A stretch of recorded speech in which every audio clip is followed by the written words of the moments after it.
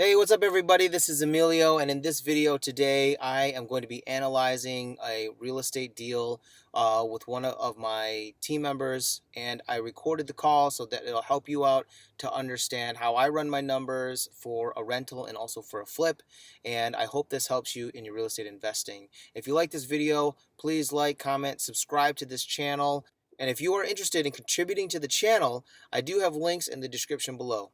Now, on to the video. Analyzing of the property. And what's the address of the property? 22273 Grove. 22273. Oh, wait, hold on. You can't even see my screen, can you? I can see it. Oh, you can? Okay. 22273 Grove. Yeah. Okay, cool.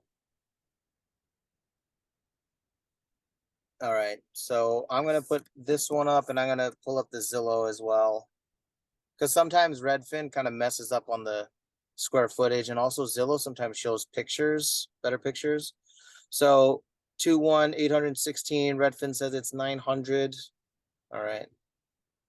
Let's see if we get a street view. They won't even offer a street view on here. So what I do first is I just want to see where it's at in Detroit. I pick major crossroads. So we see it's right here. I'm going to zoom out. And we see it's in the right below College Park. What road is? Oh, this is Outer Drive, Southfield on the west, Greenfield on the right. Oh, here's Sinai Grace is right down the street. Sinai Grace is right down the street. And then I'll do a. Oh, you know what? Hold on. It didn't take the address. 1 second. Sorry. 22273 Grove Street, Detroit, Michigan. Okay, here it is. Let me zoom out again. Sorry. Oh, this is much better. So yeah, we're way off. This totally changes everything. So it's Brightmoor. So yeah. Telegraph on the west. What is this? Southfield on the right. And then this is Grand River. Yeah. So it's just south of Grand River, the Riverdale area in Brightmoor. So what I'll do is I'll zoom in here. I just want to see how messed up the street is, if it is at all. It just looks Is it right here? Yeah, that's it. All right. So let me lock the door. I'm in Detroit right now. This guy just walked by. I'm like, oh shit. Let's see. That house looks kind of messed up. I'm gonna zoom out a little bit. I mean, it actually looks like it would be kind of like a quiet neighborhood, to be honest. She said, so the neighborhood is not that great, but that street is really nice, and there's new neighbors that are moving in. So there's two new neighbors that have just moved in across the street. Is this a rental or does she live here? No, this is a rental. It's vacant. It's a vacant rental. Okay. Yeah, I mean, it looks like one of those. I mean, dude, to be honest, the street's kind of dope because it's like a lot of land in between. It's got big trees. I like that personally. Yeah, we could buy some of that land and build a tiny house. I do see a lot of like vacant houses though. So what we're gonna do is we're gonna run the comps on this, and then we're gonna look up the rent as well. Do you know what the rent is on this? There is no rent. No, what it could be. Market rent. Oh no, I didn't look that up. Okay. What I'll do is 22273 Grove Street, Detroit. Rent. Let's see if we get. Usually I use a thing called Rentometer, but I didn't I didn't renew my subscription, so let's see if it comes up. All right. It doesn't. Zillow should tell you, right? Usually they used to. Oh, right here, rent estimate. Good job. Thank you. Rent's estimate. 999. That seems a little aggressive for a 2-bedroom. Let's say 850. Does that sound fair? Well, I'm getting $1,000 for a 2-bedroom. Are you? Yeah. But mine's is brick. Yeah, let's make it 900. I always just want to over or undershoot, you know what I mean? What I'm going to do is I'm going to, let's take some notes here. So this is 22273 Grove Street, Detroit. All right, so 2-bedroom, 1 bath, 900 square feet, let's just say. Market rent is 900 a month. And then what we're going to do now, we're going to do two things. We're going to do it for a fix and flip, which 2 bedrooms are not the best fix and flips. And then we'll underwrite it as a rental. All right. Mhm. So we know it's in 48219. So what I'm going to do is in Redfin, I'm going to do 48219 zip code. And we know it's between Telegraph and Southfield, just south of Grand River. So I could already see right here. Here's Grand River. It's in the Riverdale neighborhood, which is right here. So here's all the comps here. So what we'll do is it's a house. It's a 2-bedroom. So we'll isolate it as a 2-bedroom. And let's go 6 months back. Yeah. And then we'll do highest to best. So the way Redfin works is like these ones without pictures, they're usually like off-market deals. Maybe it was sold on like, land contract or something like that. Here's one Mhm. here. This one's a 2-1 for it's 1,000 square feet, 76,000. That was just sold in September. So we'll click on that one. Here's one on, oh shit, on Bramall. This one sold in July. And that's about it. This one is brick and it's a 2-story, so I don't want to use that one. So let's take a look at this one on Ridge Road. So Ridge Road is a 2-1, 1,088 square feet. And it says country living, new renewable windows, new furnace, 6-mile filled nature. Basement is large and dry. Does this have a basement? Is that brick or what? It's siding. It's frame. Okay, all right. That's cool. That's what we got. So it's okay. It's not bad. Does ours have a basement? Yes. Oh, that's good. All right. So this one was listed on the 13th. They dropped it a month later or 2 weeks later. It went pending 6 weeks later. And then it finally sold, but like it sold a lot, like what was that? Almost July, August, September. It's like 6 or 7 weeks later. So it took a little bit to move because they listed it in May. So we'll look at the one on Bramall. Bramall, I'll just do a street view. Oh, it's a nice street. Holy crap. This one was don't miss your opportunity to own this. It's already tenant occupied. So it's already tenant occupied. Let's see how quickly it sold. Holy crap, look at that. Listed at 60, changed to 50, then 40, then 30 finally. I wonder what was wrong with it. Mm. Wow. I mean, look how they Oh. dropped it. May, 5 days later, 2 weeks later, and they finally sold it a month later for like half off of what they wanted. Somebody was desperate for Must have money. been. Must have been. So let's do this. Let's establish a value for a fix and flip. ARV, what do you think? 64. Let's round up to 65.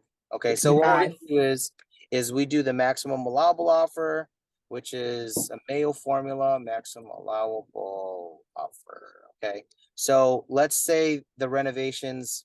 What did she say about the condition of the property? She just said it needs work. Ooh, okay.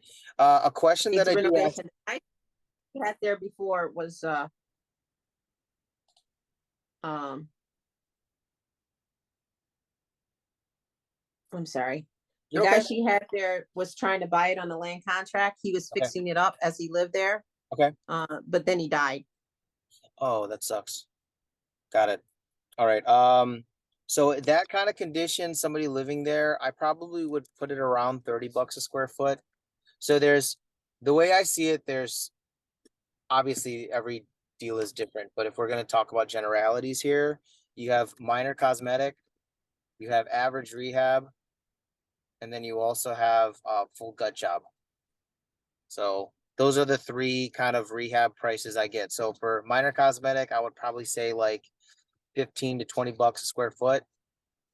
Average rehab, you're probably at $30 to $35 a square foot. And then if you're doing a full-on gut, it's probably going to be close to like 45 to 65K plus. Well, all I know is that somebody was living there. Yeah, so it's I tried livable. to ask her. She just said paint and plaster. Yeah. That's the only thing she really said. But she bought it with someone living in it. Mm. And then the guy who was a family friend, there was no downtime between the okay, so the first person who lived there, she ended up having to evict them. She bought it with them in, in place. And once they were evicted, the friend moved right in. So there was really no downtime. Got it. So it can't be in that bad of a condition if, people were living in it back to back. Right. Yeah, exactly.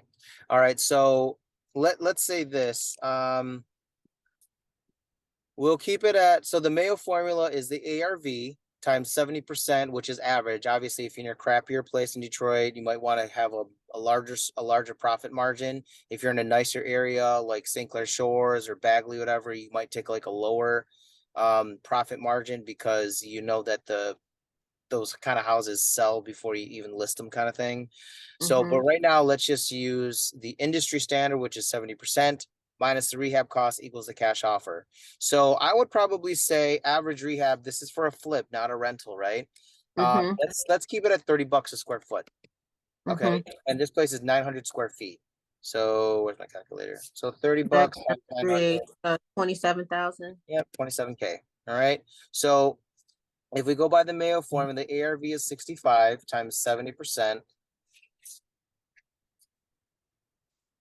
That's 45,500 minus the rehab cost, which is 27,000, is 18,500. Now, when you want to give your initial cash offer, you want to, no one ever settles on their final price. So you would probably offer something like 15K. Now, if you want to I hold was thinking 10. 10, okay, that's fine. Well, here's the thing. You're going to offer 15K because you know what, end buyer would pay 15K. But if you want to assign it, you have to subtract another 5K for your assignment, Mm-hmm. and that would equal 10K Yeah. offer. So that way, you know that somebody would probably be willing to pay 18,500 for it. But if you get under contract for 10, you could put honestly $8,500 assignment, and you know they might be like, well, we'll give you 15 for it. Well, there you go. There's your 5K. Okay. Right. So that would be your cash offer. All right. Mm-hmm. So let's go the other route, which is the rental route. And the rental, you want to go not the Mayo formula because you're not flipping it. I do the ROI, which is return on investments formula, which is your net annual return divided by your all-in investments, right? So your Net net annual, operating income, NOI. yep. So what you want to do is take your 900 bucks a month, and annually, you know that you're going to be spending probably, like, let's say a property manager is 10% of the annual monthly rent, which would be $90. So PM for property manager, you'd be paying your taxes. Let's just say, guessing about 100 bucks a month for taxes, and something that small, that cheap, probably I would say like 50 bucks. It probably won't even be more than that for insurance. And then just in case, maybe like another 40 bucks a month or 50, let's say 45 bucks for repairs and maintenance. Mm-hmm. Okay, so 900 minus 90 minus 100 bucks for taxes minus 50 bucks minus $45 is $615 a month cash flow times 12 months, because that's your annual. So that's 7,380 is your net annual return. Okay, so Mm-hmm. you now have 7,380, and you have to divide that by your all-in investment. So if you're the end buyer, let's say they agree to purchasing it at 18,500, and then they have to pay the closing costs, which is like 500 bucks. And then we always get them to pay the seller's closing costs, which is, let's say for this example, is like $1,000. Okay, so it's 20,000. Okay, so what you're gonna do is, does that make sense, by the way, the all-in investment? Mm-hmm. 18,500 bucks. They pay closing costs. So 500 bucks on their side, probably 1,000. So that's like 20 grand altogether. So $20,000 is their all-in investment. So net Mm-hmm. annual return divided by all-in investment. Let's see what the ROI is. I'm thinking like 16 maybe. Holy crap, that's actually really good. Is that right? 36%? Wow, damn. Oh, you know what? We didn't put, oh my gosh, we didn't put the renovations in. That's why I was Uh, like, holy crap, that's like a lot. So, oh my gosh. So purchase, and then we have to add the renovations. I totally forgot about that. So if it's a rental, I mean, honestly, for a rental, an average rehab, that's for a flip. But let's say to get this property going, you don't have to put in the best materials, but let's just keep it the same. But you potentially could do 25 bucks a square foot.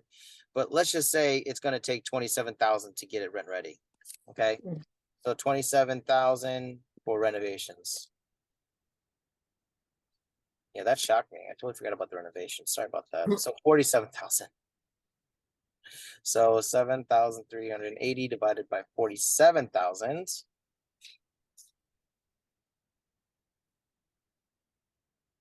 15.7%, which is not bad. Mm-hmm. Not bad. If you did section 8, I heard section 8's paying like 1,100 for a 2 bedroom. So you might even be able to get more from a section 8 house. So but that's pretty much it. So it looks to me that 18,500 for an end buyer is pretty good. They're making 50%. If they buy it for 18,500, pay for all closing costs and renovate it for 27,000, they're getting 15%, almost 16%. I mean, for the return on investment. And if they flip it, they are still making about 20% profit. It's not the biggest. Well, they probably wouldn't even spend 27,000 because it's not a flip. Exactly. They're just gonna, Exactly. you know what I mean? Yeah, it's always good to shoot over though for the Right, renovation. You never right, want to say right, it's only going to cost 10 when they say it's going to be 15. So I'd rather be overshoot on the renovations. right. So I think, in my opinion, I think your $10,000 cash offer will work for you to make a $5,000 assignment, Mm-hmm. and that's it.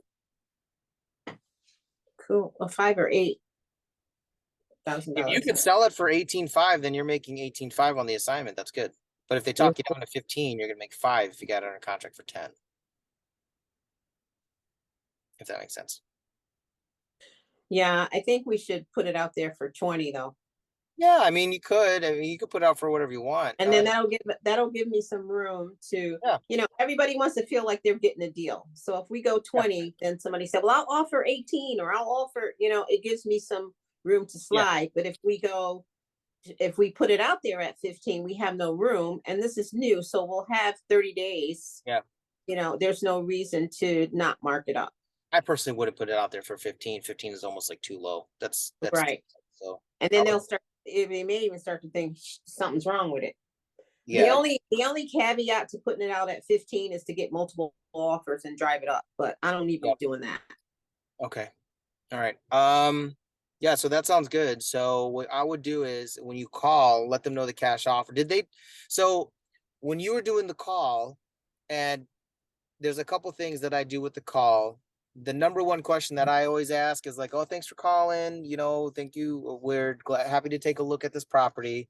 And the number one question I ask is, um, "Tell me a little bit about the property and why you're selling."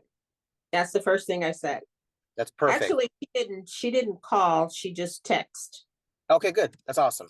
And then what you want to do is I always say something like, so I want to get a price from them because I hate it when people, obviously everyone's different. So people are like, I'm not telling you my price, you tell me your price first. And that way we do have to give them an offer, but like we don't know where they're at. So usually what I ask, uh, honestly, I'll just start off and just say, what are you asking for Mhm. the property? And one thing I do say is I say property, and I know this sounds really silly, but I say property because if I say house, if it's their house, it feels almost like ownership, where property is just like it's just like a house. It's just, I mean, not just a house. It's just like property. It's an asset. So when Mhm. I talk about houses, I rarely say house. Once in a while I'll say house, I mean, but I try and use the word property to kind of break that emotional tie with an asset. So I'll say what, and you don't have to do that. You could ask for a house, but I mind like my. No, I always say property. I mean, Do I've you? been Okay, cool. I always say property address, property, Yep. because real estate since 2005, that's how we relate to it as a property. Yeah. Well, that's the thing. The thing is that a lot of the times, I mean, when people say house, they think of like their own house, their personal house, and Right. there's some kind of emotional connection to it. So, if they don't give you the asking property, what I do is like I'll try to maybe I'll just say something. Is there a ballpark figure of where Hmm. you need to be? And Hmm. that kind of, and I ask that not right after the asking of the property, but I kind of asking them how much are you asking for the property, and I kind of just talk to them a little bit about if they don't give it to you, I just talk about the property, about upgrades and things like that they've done to the house, and then I'll ask later, is there a ballpark figure of where I need to be? So I kind of like always try and leave with a number. If they don't have a number, we could Hmm. still underwrite, we could still analyze it, but it really helps to have a number. uh, Hmm. and then the second thing I ask is, have you made any updates in the last 5 years? So I'll say like new furnace, new windows, new roof. Hmm. And the reason why I ask that is because if they say no updates have been made, it gives me a really good idea of what needs to be renovated when you purchase it. Because if they're like, oh, we put a new roof on it, we got new windows, we need a new kitchen, obviously there's when you go in, they're probably going to have a clean house, I would assume, like somewhat clean, because if they're putting money into the house, they probably want, they're investing their money into it. So it helps me with the renovation costs of like, do we need to put $20 into this or $40 into it per square foot? So Hmm. that's a really good question that I ask. Have you made any updates in the last 5 years? Um, and then I think that's about it. So the fact that you could get an asking price out of them is really good. Oh, and then I ask, um, how quickly do you need to sell? I say 1 week, 1 month, or not in a rush. And the reason why I ask that too is because the best leads, obviously we're gonna make an offer on everything, but the best leads are the ones where like they need to sell right away. So some people are like, well, I don't really want it. We get this a lot. I don't really want to sell, but you guys had an ad, so I called. That's not like we're going to make an offer, but it's not the best lead.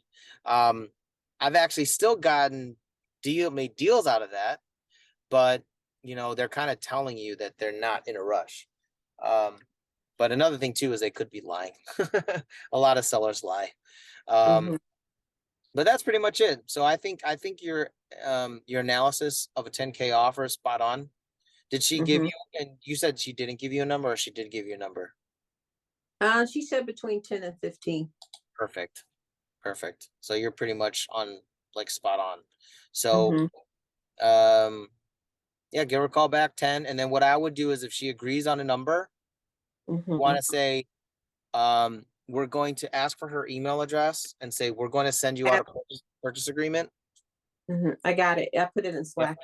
And one of the reasons why I do that, I don't say, well, we want to get under contract first. I don't say that. What I say is, um, we want to show you that we're serious buyers. And we Hmm. also want to see that you're a serious seller. Hmm. And that way, what we're going to do is we're going to send you the contract. And once it's signed, we could then request for our contractor to come out and give us a quote. And another thing I do, if they give you a little fight back on that, just tell them, our contractor, a lot of contractors charge now to come out. So if Hmm. we're going to send our contractor to every person that says they want to sell their house, we'll be paying up the ass for for them to visit every house. We'd rather Hmm. have our contractors go where the seller has shown commitment to sell it to us, and we show a commitment that we're going to buy it. Hmm. And that's it. All right. Okay. That's pretty much it. So I will give her a call today, or you don't even call, you text, right? Yeah, I talked to her on the phone though. Oh, okay, cool. Yeah, but initially she texts, I text her back, Yeah. and then I said, "Is it okay if I call you now?" And she said yes, so I called. Cool. All right. Well, that's pretty much it.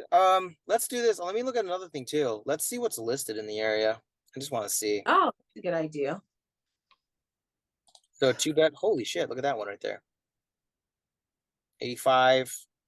This one is Oh my gosh! I know this house. Oh, I know this house. I walked this house like 3 years ago on Woodbine. That's crazy. I'm glad he finally finished it. Only took like 3 years. But this one's cinder block. This one's framed. This one's super cute. Got huge curb appeal. Ours isn't the same. Here's one for 58. Let's see what's pending.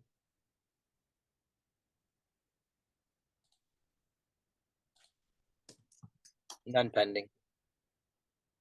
Unfortunately. Hmm. To be honest, it's more of a rental. Yeah, for sure. Holy cow, look at what they dropped. Look at what they dropped in this house. Look at this. Damn. What? It's crazy. They did this for a 2 bedroom. It's really nice. Whoa, look at the herringbone tile. Wow, that's crazy. What? Dude, that's insane. I wonder what the street looks like. Oh, it's kind of cool. Wow. That's a nice house. Oh, see, hopefully it sells, man. Good for them. Oh, they had to drop their price already. Oh no, they listed it in the first. They had to relist it. 22nd, 28th, 11th. Yikes. It's still listed. What the fuck is going on here? I can't even pull it up.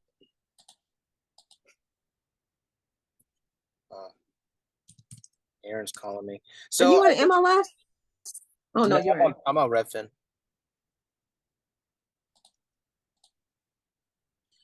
All right. Well, I think you're spot on with your offer, Denise. Give her a call, see if you could get it her to agree to the 10 or whatever number you agree to. I think between 10 and 5, I think you could still move it and do something with it.